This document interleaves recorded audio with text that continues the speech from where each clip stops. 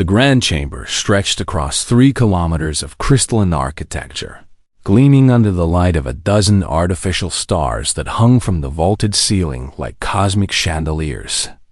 Ambassador Sarah Chun stood at the entrance, her heart pounding as she took in the sight of 47 different alien species gathered in a vast semicircle before her. This was it. The moment humanity had been working toward for 5 years since first contact. The moment they would join the Galactic Council as equals among the stars. Sarah walked forward on the glowing path that marked the way to the center platform. Her shoes made soft sounds against the strange material that felt like stone but responded to touch like something alive. And she could feel thousands of eyes, some that saw in spectrums she couldn't imagine, watching her every move with curiosity, judgment, perhaps fear. The Council had catalogued Earth as Terra 3 in their endless records. Just another rocky planet orbiting an unremarkable yellow star in what they called Sector 447 of the Orion Spur. To them, humanity was interesting only because they had survived long enough to develop faster than light travel, without destroying themselves. A feat that apparently only 60% of species managed to accomplish, Chancellor Vornath. A being that looked like flowing liquid mercury contained in an invisible shell, raised 3 of its appendages in what Sarah had learned was a gesture of welcome. Its voice came through the translation device implanted behind her ear, sounding oddly musical. "We welcome the humans of Terra 3 to this council," Vornath said. And 46 other species made their own sounds of agreement, whistles, clicks, harmonic tones that blended into something almost beautiful. Sarah bowed in the way she had practiced 1,000 times.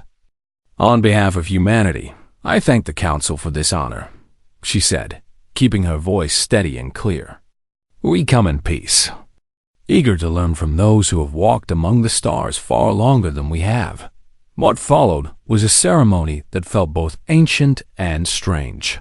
Each species had its turn to speak a formal greeting, some in languages so complex that the translators struggled to find human words that carried the same meaning. The Threen, who looked like 6-legged cats made of glass, spoke of trade opportunities. The Mulvar, towering beings of rock and crystal, offered geological surveys of uninhabited worlds. The tiny Piptic, no larger than human children, squeaked excitedly about cultural exchange programs. Sarah responded to each with carefully prepared statements, feeling the weight of representing 8 billion humans who were watching this broadcast back home, holding their breath, hoping their ambassador wouldn't make a mistake that would cost them their place. Among the stars, then came the part she hadn't been warned about. Chancellor Vornath gestured to a figure that had been standing in the shadows at the edge of the chamber. "We must now perform the naming verification," the Chancellor announced. "Archivist Kelmoth will confirm your world's true designation in the Great Archive." The archivist moved forward, and Sarah felt a chill run down her spine despite the chamber's comfortable temperature. Kelmoth belonged to the Velshan, one of the oldest species in the galaxy, beings who had been keeping records for over 200 million years. Its body was long and serpentine, covered in scales that shifted through colors Sarah had no names for, and its dozens of eyes, compound and complex, studied her with an intensity that made her feel transparent. "Ambassador Chun." Kelmoth's voice was soft but carried an odd echo, as if multiple beings spoke in unison. "Please provide your world's complete stellar coordinates, geological composition data, and the indigenous name given by your species in its oldest known language." Sarah pulled up her datapad and transmitted the information coordinates that placed Earth precisely in 3-dimensional space. Geological surveys showing the planet's iron core and thin crust, atmospheric composition, orbital mechanics, everything the Council needed to properly catalog their new member world. The indigenous name. Sarah paused, then spoke clearly, in ancient Sumerian. one of humanity's earliest written languages. Our world was called Key. She had thought this would be simple, a formality. Instead, she watched as Kelmoth entered the data into a device that looked like liquid light held between its appendages. Watched as symbols and patterns flowed through the air in holographic display. Watched as the archivist's many eyes suddenly widened. The colors on its scales shifting rapidly from calm blues to alarmed reds. The chamber fell silent. Even the ambient sounds of breathing and movement ceased as every being present seemed to sense that something had gone very wrong. The holographic display expanded, filling the space above the council floor with ancient script that Sarah couldn't read. The translation came a moment later, appearing in human letters that glowed an ominous crimson. Kigal, the proving ground, the place where gods or Foraish stared at the words, confusion mixing with growing dread. What did that mean?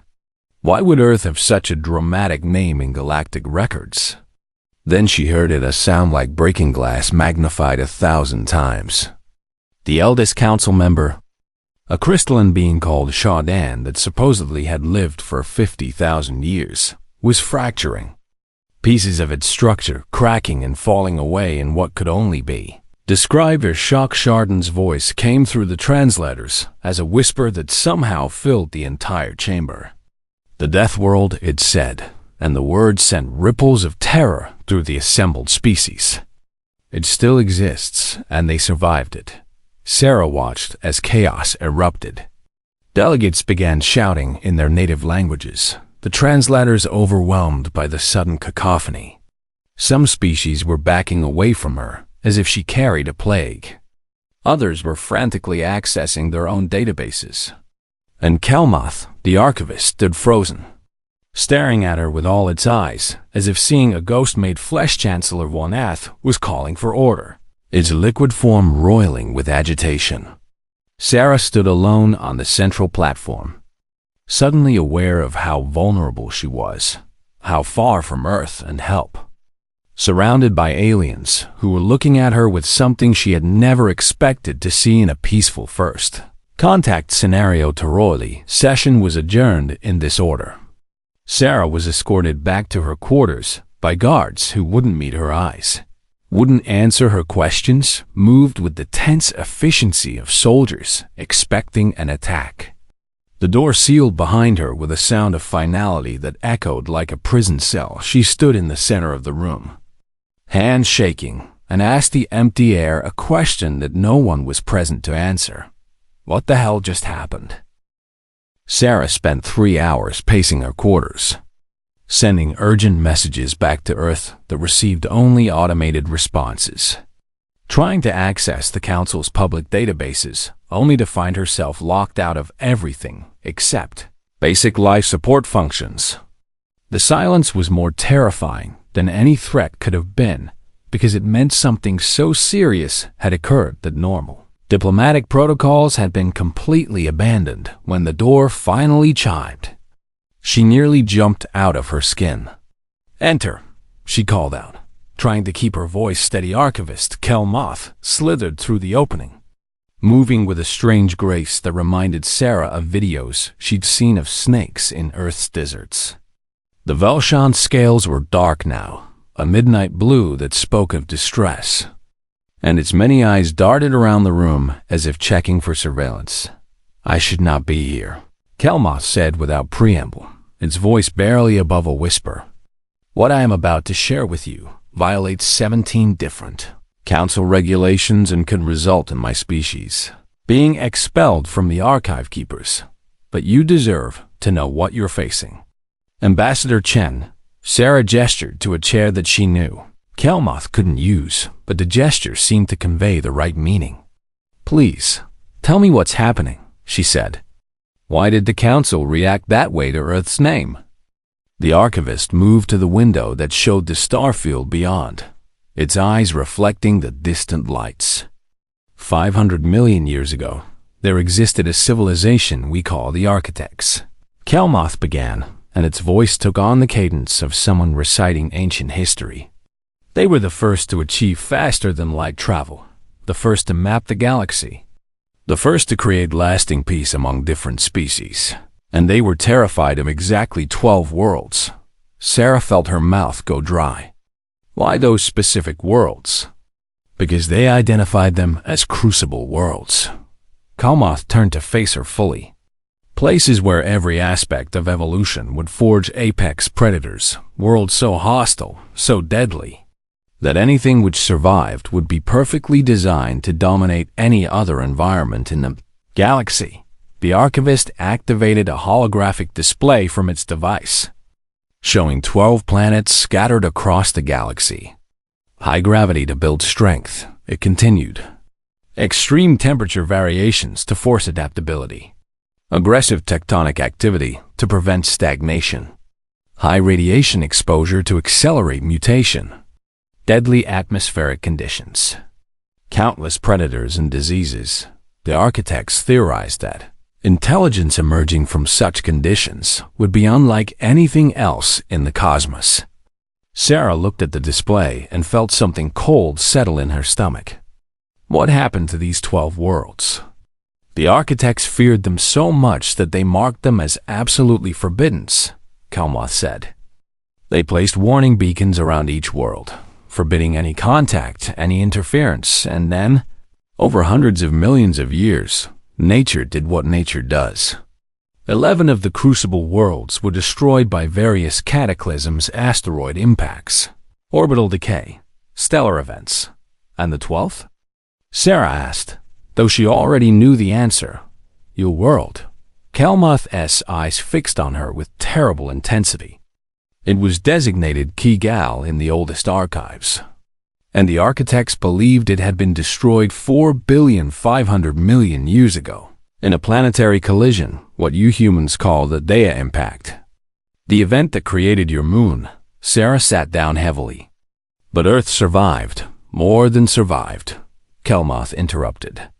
It recovered, reformed, and eventually gave birth to a species intelligent enough to reach the stars. Do you understand what that means, Ambassador? Every other crucible world is gone, destroyed before complex life could develop. But yours persisted through an event that should have sterilized it completely. The archivist brought up new data, and Sarah saw charts and graphs that made her head spin. Look at your evolutionary history, Kalmoth said.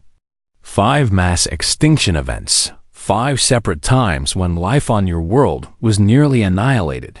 Yet each time something survived and diversified again. Temperature ranges from -90 to +57 degrees Celsius in habitable zones. Gravity 1,370 times stronger than what most council species evolved under. An atmosphere with 21% free oxygen, which most species find violently corrosive. Tectonic plates that constantly reshape your continents. Radiation exposure from your sun that would cause cancer in most council species within hours. And we adapted to all of it, Sarah said quietly. Beginning to understand, you didn't just adapt. Kalmoth's voice held something like awe mixed with fear. You thrive. Humanity developed persistence hunting, the ability to track prey for days until it collapsed from exhaustion. Pack hunting intelligence that allowed cooperation on unprecedented scales.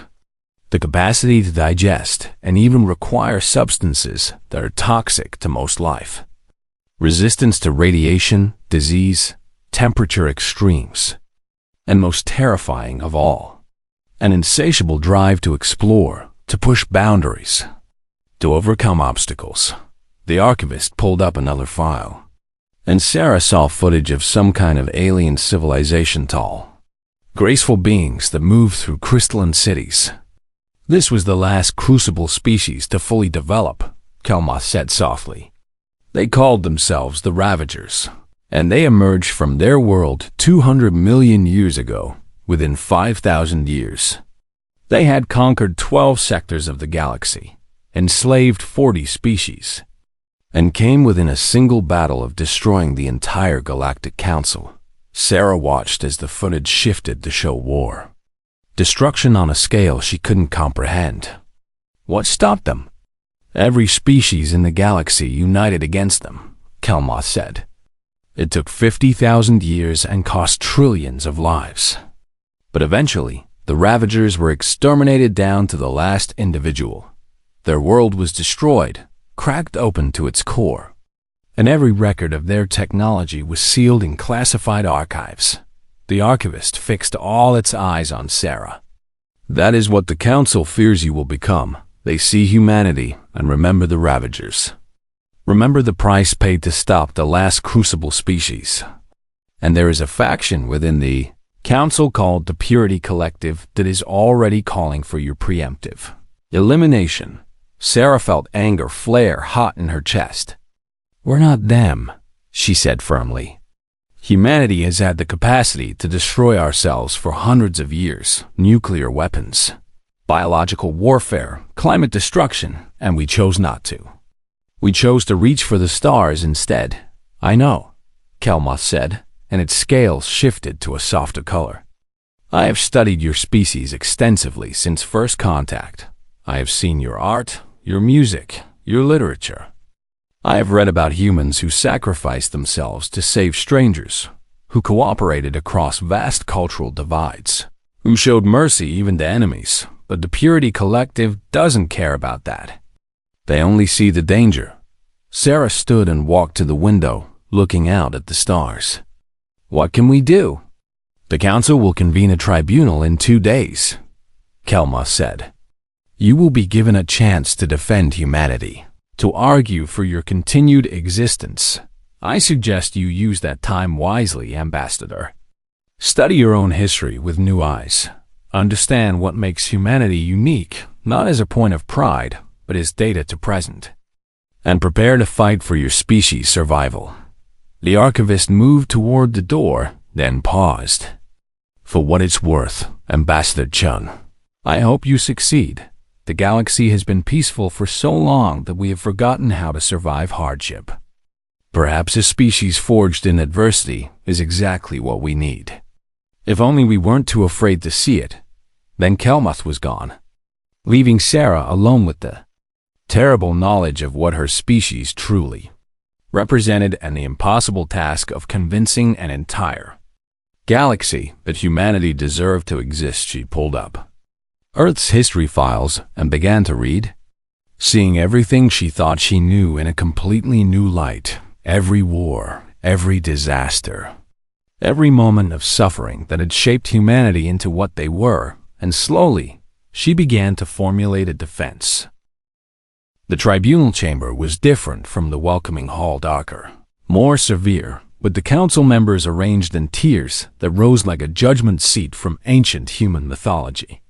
Sarah stood alone in the center of a spotlight while shadows pressed in from all sides. And she could feel the weight of 47 civilizations staring down at her with expressions she couldn't read, but emotions she understood perfectly. Fear, suspicion, and the cold calculation of those prepared to choose survival over mercy. Chancellor Vornath voice echoed through the chamber with formal gravity. This tribunal is convened to determine whether the species designated as humanity represents a Category 5 existential threat to the Galactic Council, and whether measures must be taken to protect the collective civilizations of this galaxy. Ambassador Zixthar of the Helix Dominion rose from its seat, its crystalline body refracting the light into sharp angles that seemed designed to cut. The Helix Dominion controlled 30 star systems and was known throughout the galaxy for its rigid adherence to purity laws and its fear of contamination, genetic, cultural, or philosophical. I speak for the Purity Collective. Zixthar's voice was cold and precise. We present evidence that humanity must be contained at minimum and eliminated if necessary. Holographic displays filled the air around Sarah, showing images from Earth's history, and she watched her species. Worse moments played out for alien eyes. Wars that had killed millions. Cities burning, weapons of mass destruction detonating in terrible flowers of fire. Environmental destruction that had poisoned rivers and cleared forests. factory farms, slavery, genocide, the countless cruelties that humanity had inflicted upon itself. This is their history, Zixthar continued. 8,000 years of recorded warfare. 57 major conflicts in their most recent century alone. They developed weapons capable of sterilizing their entire planet and came within hours of using them multiple times.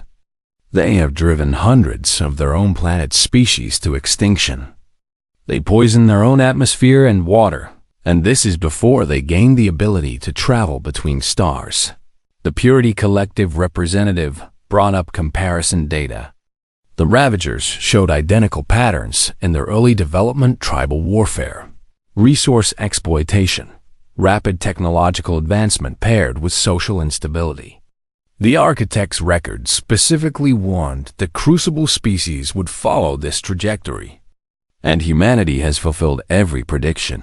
Sarah watched as more images appeared, footage of human soldiers. Weapons technology.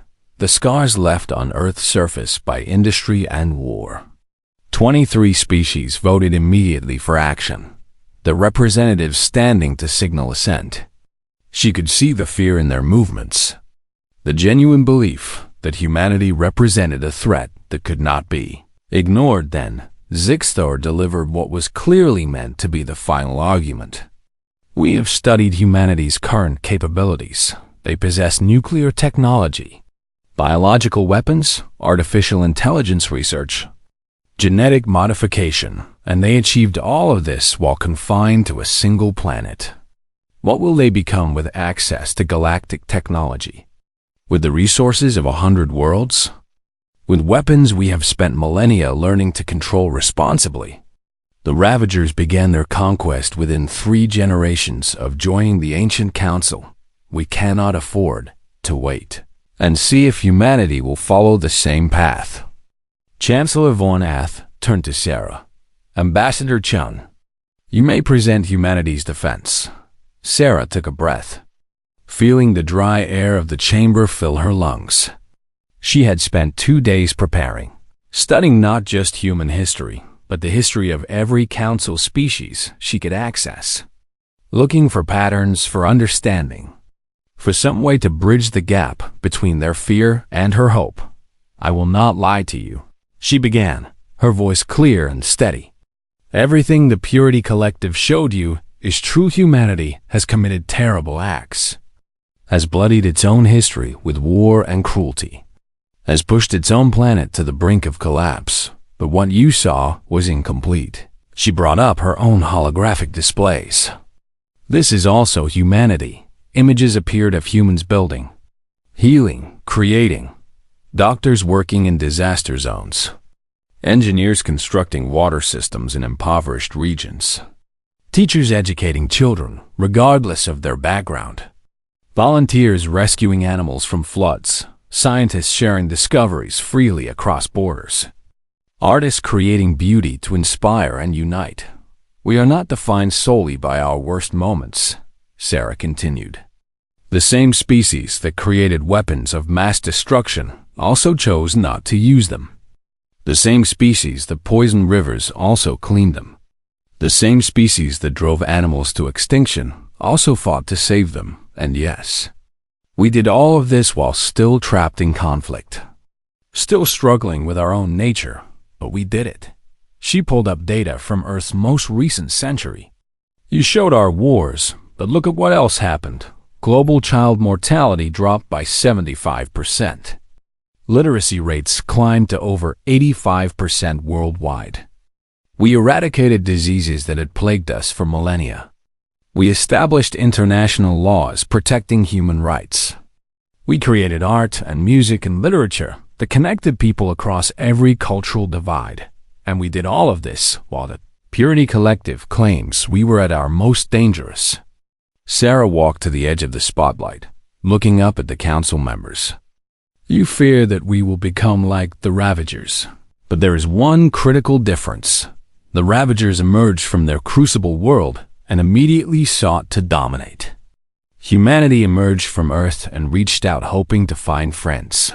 She brought up footage of first contact 5 years earlier, When your scout ship appeared in our solar system, every military on Earth went on high alert. We had the weapons, the capacity, the fear necessary to fire first and ask questions later, but we didn't. Instead, we sent a message of greeting in every language we knew and waited to see if you would respond with friendship or hostility. Zixthar interrupted. A single peaceful gesture does not erase millennia of violence. No, Sarah agreed. But it reveals choice, and that's what you're really afraid of, isn't it? Not that we're violent. Many species have violence in their history, but that we're effective at violence. Not that we're destructive. Many species have damaged their environments, but that we survived despite the destruction. You fear that a crucible species will always choose domination because that's what evolution on a death world should create. But what if the crucible actually taught us something different? She pulled up images of human evolution, showing the harsh progression through ice ages and droughts and disasters. Earth tried to kill us for 3 million years, Sarah said softly. Every environmental change, every predator, every disease was a test we barely passed, and here's what we learned. We are weak alone. An individual human cannot survive Earth's extremes without help, without cooperation, without the support of others. So we became pack animals. Social animals, animals that survived by caring for our injured, teaching our young, sharing our resources. New images appeared, humans helping each other through disasters, volunteers forming human chains to rescue people from floods, strangers donating blood to save lives, communities rebuilding after earthquakes. This is also what the Crucible forged, Sarah said. Yes, we can fight, but we can also sacrifice. Yes, we can destroy, but we choose to build. Yes, we are dangerous, but we are dangerous in defense of those we care about, not in conquest of those we fear. Then she played a simple video, a human child, perhaps 3 years old, falling on a playground. The child cried, tears streaming down its face, then slowly got back up and tried again. That, Sarah said quietly, is humanity. In one moment we fall, we hurt, we cry, and then we stand up and try again. Earth taught us that failure isn't fatal, that suffering isn't the end, that the only true defeat is surrendering to despair. The chamber was silent. Sarah saw some council members leaning forward, attention focused. Others were accessing databases, perhaps checking her claims. Zixthar stood rigid, unwilling to concede. Then a voice spoke from the upper tiers, Ambassador Palinara of the Singing Waters, a species that had recently suffered a plague that killed millions. The human medical researchers. Palinara's voice was soft but carried clearly. They arrived 3 years ago to study the plague affecting my people. They worked in conditions we considered unsurvivable, breathing our atmosphere which burns their lungs, handling viruses that could kill them, and in 3 years, they developed treatments that our scientists had spent decades failing to create. Those treatments have saved 40 million lives. Other voices joined. A Threen diplomat spoke of human engineers who maintain fusion reactors in radiation levels that would be instantly fatal to most species. A Mulver representative mentioned human negotiators who had solved a border dispute that had raged for 2 centuries. A tiny Piptic scholar talked about human art that somehow resonated across completely incompatible sensory systems. Vote shifted. Sarah watched the displays as the numbers changed. 28 species for continued observation, 17 for quarantine, 2 for extinction protocols. Chancellor Von Ath rose. The Council has decided humanity will remain a member with provisional status. You may not hold military command positions within Council forces and may not colonize worlds already. 6 months after the tribunal, Sarah stood in what had once been the bustling council chambers and saw only ghosts. Half the seats were empty. Delegations recalled or simply abandoned as species died by the billions across the galaxy. The void plague had emerged near the galactic core without warning. spreading through the quantum fabric of space itself in ways that traditional quarantine couldn't stop. And it was killing everything it touched. The holographic displays showed the devastation in real time. Entire star systems going dark. Millions of ships adrift with dead crews. Planetary populations dropping from billions to millions to thousands. The singing waters were down to their last 100,000 individuals. The Threen had lost entire colony worlds. 3 species had already gone extinct. Their final broadcasts logged in the archives as warnings to whoever might survive. Chancellor Varnath flickered in and out of stability, its liquid form struggling to maintain cohesion. The plague infects at the molecular level, it said, voice distorted by illness. Our medical technology is useless, our ships can't escape it. We estimate total galactic extinction within 4 months if we cannot find a counteragent. Sarah looked at the remaining council members and saw defeat in every posture, every gesture. These were species that had evolved on gentle worlds, protected by stable climates and predictable environments. They had advanced through cooperation and careful progress, never facing the kind of existential pressure that forced rapid adaptation. And now that pressure had arrived, they had no defense. Ambassador Zixthar spoke from its seat, though Sarah could see cracks spreading through its crystalline structure. The Purity Collective has sealed its borders, Zixthar said, and there was something bitter in its voice. We are abandoning the Council to save ourselves. We estimate 30% survival rate if we maintain complete isolation. Sarah felt anger surge hot in her chest. You would let the entire galaxy die to save yourselves? We warned you about crucible species. Zixthar's voice was cold despite the bitterness. We said they would bring destruction. Perhaps the architects created this plague as a final safeguard, triggered by your emergence. That's insane. Sarah started, but Kelmoth interrupted. The alchemist moving into the chamber with scales that had gone almost black with distress. It's not insane, Kelmoth said quietly. I found references in the deepest archives. The Void Plague is similar to a weapon used during the Architect era.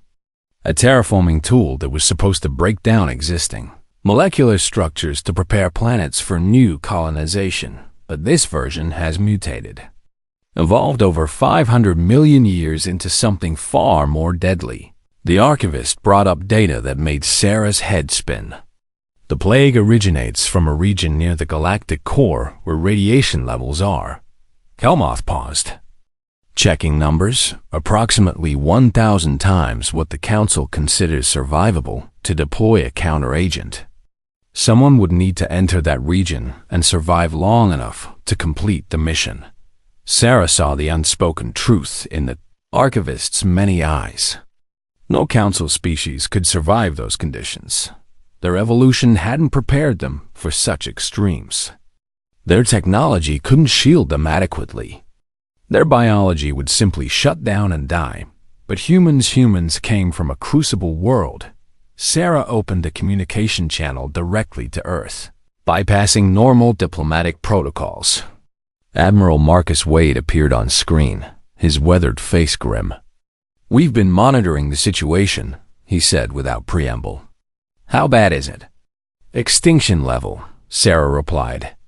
The Council needs someone to enter a high radiation zone near the galactic core.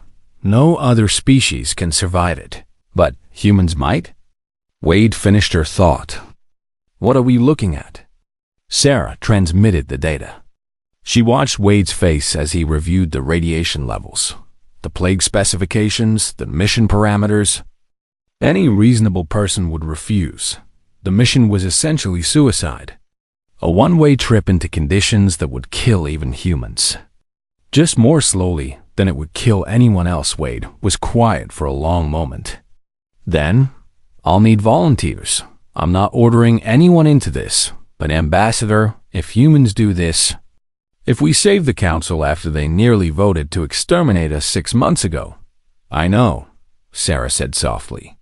They'll see us differently. They'll see what humanity really is. More than that, Wade said, and his eyes were hard. They'll see what Earth taught us, that survival isn't about being the strongest or smartest. It's about being the one willing to stand up when everyone else has fallen. The message went out to Earth and to the few human colonies scattered across nearby space. Volunteers needed for a mission with near-certain fatal consequences. Purpose classified. Urgency absolute. Sarah expected maybe a few dozen responses from military personnel seeking glory or redemption. Instead, she got 50,000 volunteers within 6 hours. Wade selected a crew of 50 medical researchers, engineers, pilots, a few soldiers, and they gathered on a human ship that had been hastily modified with every radiation shield Earth's technology could provide. Sarah met them before departure, looking at faces that showed fear but also determination. People who had chosen to walk into death for species that had called them monsters. Dr. James Okonkwo led the medical team, a Nigerian researcher who had worked on the Singing Waters plague. He smiled at Sarah with a warmth that seemed impossible given the circumstances. "My grandmother survived Ebola," he said. "My great-grandfather survived polio. Humans have always faced plagues. This one's just bigger." The mission launched with minimal ceremony. The council watched on screens as the human ship entered the plague zone.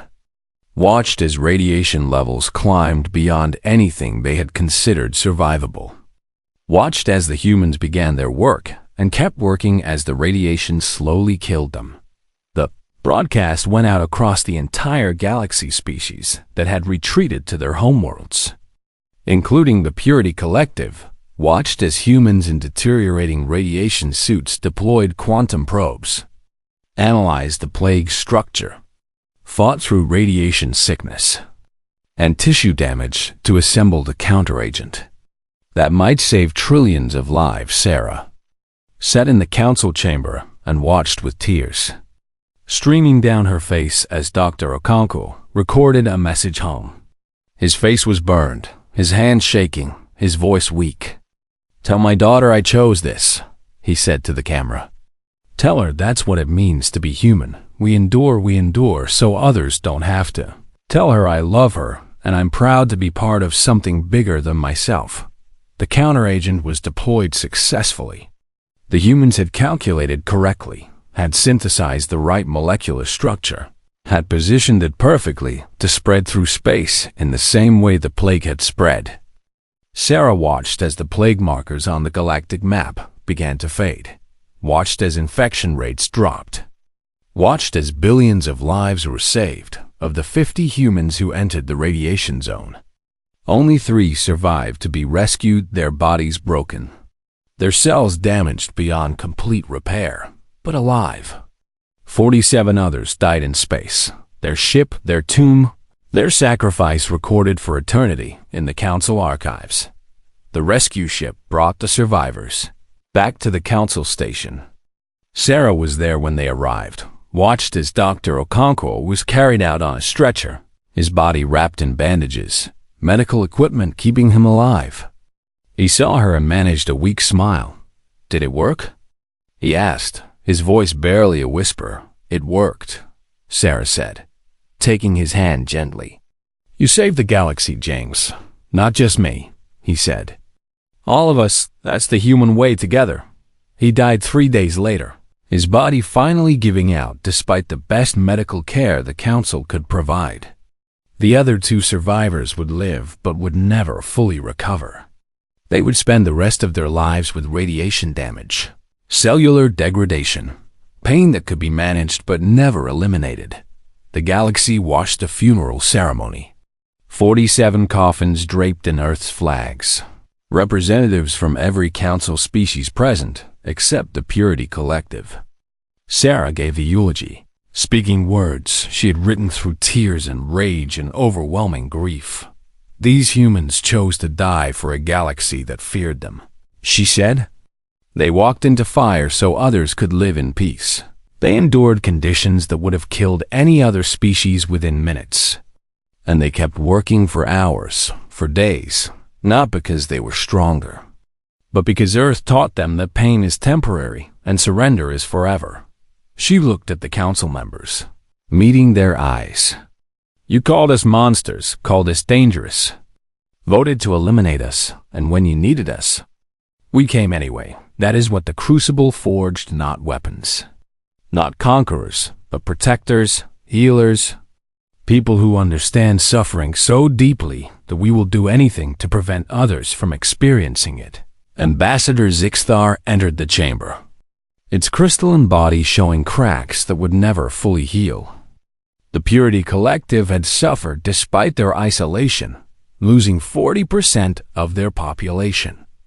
Zixthar moved to the center of the chamber, and in a gesture Sarah had never seen from its species, it lowered itself to the ground in supplication. I was wrong. Zixthar's voice carried shame and genuine grief. We sealed our borders and still died by the millions, while humans sacrificed themselves to save us. The Purity Collective formally apologizes to humanity and requests forgiveness for our fear, our prejudice, our failure to see what you truly were. The memorial stood at the heart of the council station, a monument of black stone quarried from Earth itself, etched with 47 names in both human script and galactic standard.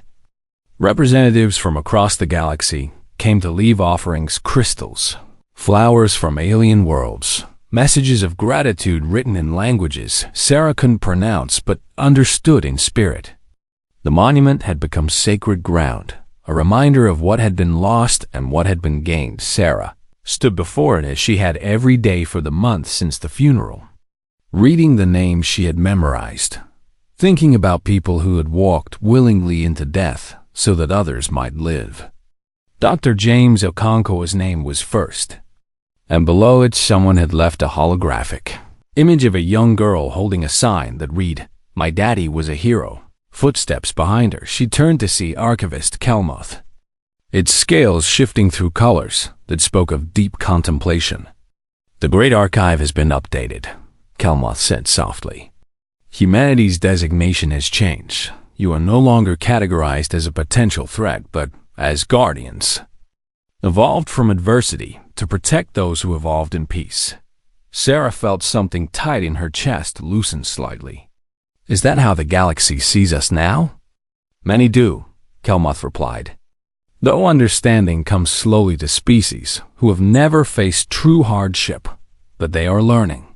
The Guardian Academies you proposed have been approved. Worlds have volunteered to host training facilities where other species can learn what Earth taught humanity. Sarah nodded. The academies had been her idea, presented to the Council 3 weeks after the plague ended. If humanity's strength came from Earth's harsh lessons, then perhaps those lessons could be taught without requiring others to suffer through their own crucible. Teach survival skills, disaster response, medical triage in extreme conditions, the mental fortitude to keep functioning when everything seemed lost. Will it work? She asked Kelmoth. Can species who evolved in peace learn to endure hardship? Your instructors believe so, the archivist said. They say that Earth taught you 2 crucial things, how to survive and how to care for each other, and that the second lesson is more important than the first. They plan to teach both. Sarah thought about that as she looked at the memorial. Humanity's real strength wasn't just that they could endure suffering. It was that they chose to prevent others from suffering the same way. Every human who died in that radiation zone had made a choice, had seen others in pain, and decided their own life was worth trading for relief from that pain. There's something else, Kelmoth said, and his voice carried an odd reverence. I've completed translation of the final architect records, the ones sealed in the deepest archives, Ambassador Chun. You should see this. The archivist activated a holographic display, showing text in ancient script that transformed into human English as Sarah read. We created the Crucible worlds as an experiment. The architects had written 500 million years ago. We wanted to see if evolution could create something that could survive anything. We engineered the harshest conditions we could imagine and seeded them with basic life. Then we waited and watched. The text continued, and Sarah felt chills running down her spine. We never intended for them to develop consciousness. We thought we would create powerful animals, perhaps useful as weapons or tools if we could control them, but we were wrong about everything. The Crucible Worlds did create apex predators, but predators with compassion. Strength with wisdom, violence paired with choice. More text appeared, written in what looked like hurried script, as if the architect had been racing against time. We feared what these species would become. We imagined they would emerge from their worlds hungry for conquest, trained by evolution to dominate and destroy. So we placed warnings, barriers, protocols to prevent contact. But we failed to understand the most important thing. Suffering teaches empathy. The final entry came with a timestamp that predated the architect's extinction by mere decades. If you were reading this, then an architect-era security protocol has been triggered by the emergence of a crucible species. Do not fear them, please. Whoever you are, learn from our mistake. We feared the Ravagers and tried to exterminate them, which only made them more violent, more desperate. They became exactly what we feared because we treated them as monsters. Sarah read the words that followed with tears blurring her vision. The true test was never survival. It was whether these species would choose to save others after learning to save themselves. If a crucible species has emerged and made peaceful contact, do not destroy them, treasure them. They are the galaxy's immune system. Born from suffering to end suffering, they will be your guardians in the darkness, your protectors against threats we cannot imagine. Embrace them, learn from them. Let them teach you what pain taught them, that survival means nothing if you survive alone. The hologram faded. Sarah stood in silence, processing the weight of those ancient words. The architects had created the Crucible Worlds and feared their own creation, and that fear had led to genocide, to the extinction of both the Ravagers and eventually the architects themselves. They were wrong about the Ravagers, Kelmoth said quietly.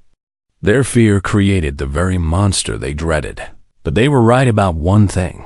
A species forged in adversity can be exactly what the galaxy needs. If the galaxy has the wisdom to accept them. Sarah turned to look at the archivist. Why are you showing me this now? Because the galaxy is changing, Kelmoth replied. And you should see where this path leads. The hologram changed, showing footage from across the council on Velshan Prime. Archivist trainees were learning human disaster response protocols. On the Singing Waters homeworld, children were attending schools that taught both traditional education and human survival skills. On the Threen colonies, engineers were studying Earth's extreme weather patterns to better prepare for climate variations. But more than that, Sarah saw council species wearing patches on their uniforms, small emblems showing Earth's continents. She saw art installations inspired by human perseverance. She saw literature describing the concept of standing up after falling, as if it were a revolutionary philosophy. She saw the galaxy learning from humanity, not how to fight, but how to endure. 10 years passed in what felt like moments. Sarah watched humanity grow into its role as wardens of the dark. Watched as human teams responded to disasters across the galaxy. Watched as the Guardian Academies graduated, their first classes of multi-species rescue teams, trained to work in conditions that would have been considered impossible before humanity arrived. She stood in the council chamber on the day when new contact was made with a species from beyond council space. The Zillanathi were nervous, overwhelmed by the vastness of galactic civilization, fearful of being judged or found wanting. Sarah watched as representatives from a dozen different species stepped forward to welcome them. At the front of that group stood Admiral Wade's daughter, now Captain Maria Wade, wearing the uniform of the Wardens. She had been 10 years old when her father died in the plague zone, had grown up as the child of a hero, and had chosen to follow his path. Captain Wade approached the Xilanathi delegation with a smile. "Welcome to the council," she said, her voice warm and genuine. "I know everything seems overwhelming right now. Joining an interstellar community is never easy, but we'll help you through the difficult parts. That's what family does." The Xilanathi representative, a being of flowing energy contained in a crystalline lattice, seemed to relax slightly. "Family?" it asked, the word translating oddly through the devices. "That's what we call the council now," Maria explained. "Because families protect each other, teach each other, support each other through hard times, and that's what we've learned to do." Sarah watched from her seat. No longer ambassador, and now serving as humanity's representative on the council's high command. And she felt something like pride, mixed with grief, mixed with hope. The galaxy had changed. Species that had once feared humanity now sought their guidance. Children across 100 worlds grew up hearing stories of the humans who walked into fire. The Wardens had become a legend, a promise that no species would face extinction alone. But the cost had been real: 47 humans dead in the plague zone.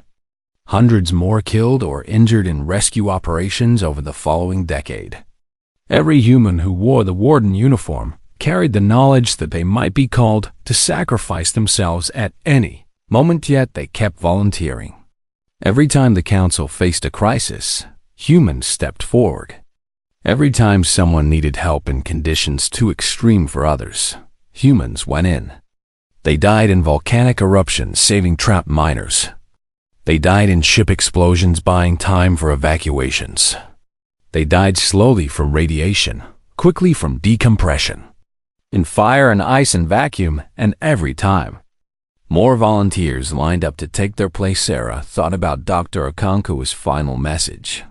His words about endurance, about humanity's choice to suffer so others wouldn't have to.